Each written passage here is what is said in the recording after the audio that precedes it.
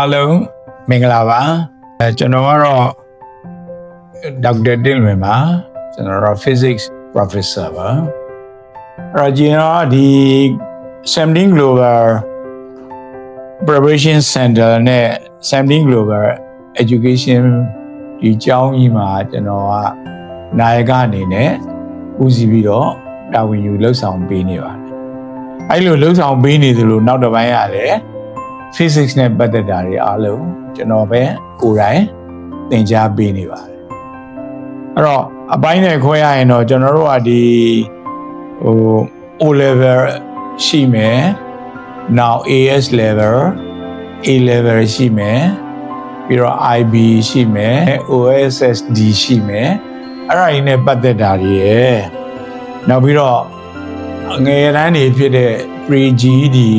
เนาะ GED ရှိမယ် pre-IG ရှိမယ်ပေါ့เนาะနောက် IG ရှိမယ်ပေါ့အဲ့ဒါတွေအားလုံးကိုလည်းကျွန်တော်ပဲဦးစီးပြီးတော့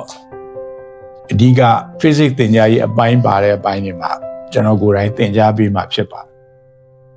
နောက်ဒီကျောင်းနေနဲ့ကတော့ကျွန်တော်တို့ဒီ Pearson approval ရထားတဲ့အတွက်ကြောင့်ဒီနှစ်ကစာပြီးရထားတဲ့အတွက်ကြောင့်ဒီဘက်ပိုင်းတွေကတော့ကျွန်တော်တို့ကျောင်းခိုင်မာစွာနဲ့ရပ်တည်နေပါတယ်ပြီးတော့ကျောင်းသားတွေရဲ့ကျောင်းသူကျောင်းသားတွေ study ပေါ့သူတို့လေ့လာဖို့အတွက်ကလည်းကျွန်တော်ဦးစီးပြီးတော့ဆရာဆရာမတွေကျွန်တော်လိုပဲအတွေ့အကြုံရှိတဲ့ငယ်ချင်းမိတ်ဆွေ professor တွေเนาะ academic director နေတဲ့ကျွန်တော်စူးစီးထားပြီးတော့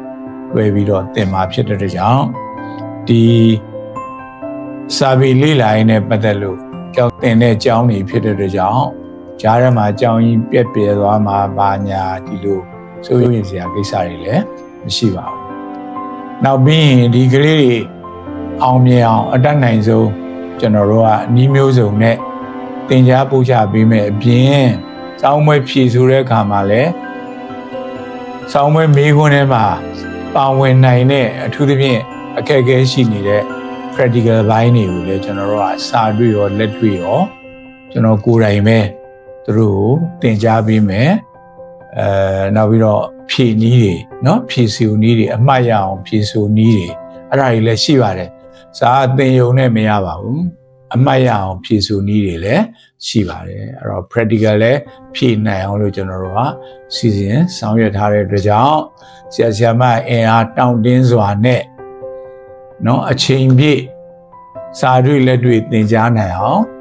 စီစဉ်ထားပါတယ်ဆိုတဲ့အကြောင်းကိုအသိပေးပြောကြားလိုပါတယ်ကျွန်တော်တို့ကဒီသင်ကြားရေးပိုင်းမှာက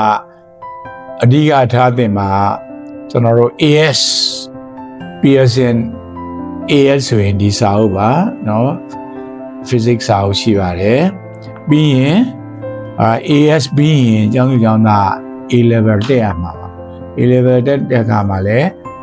AS ဆိုရင်ဒါ1 to 4ရှိတယ် unit ကAS ကတော့5 to 11ရှိတယ်အဲ့ဒါတွေကျွန်တော်တို့ကအပြည့်အဝသင်ကြားပေးရမှာပါဒီမှာ A level နဲ့ parallel ဖြစ်နေတဲ့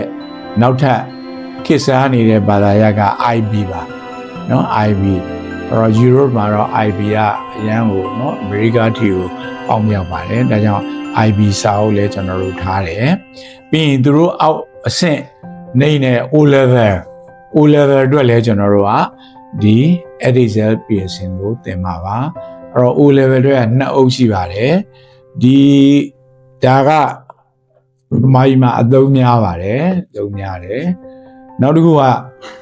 ကျွန်တော်ကဆရာဆရာမတွေကိုသင်ထားတာတွေရှိပါတယ်သင်ပြီးပါပြီသူတို့တွေအဲ့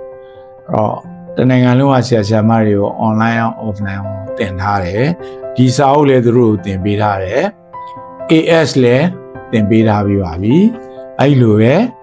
A level လည်းသင်ပေးထားပြီးဖြစ်တဲ့အတွက်ကြောင့်ဘာသာရပ်နဲ့ပတ်သက်လို့ကျောင်းသူကျောင်းသားအတွက်စိတ်ချယုံကြည်စွာနဲ့ကျွန်တော်တို့ရှိမှလည်းယုံကြည်စွာအနှံ့နိုင်ပါတယ်ကျေးဇူးတင်ပါတယ်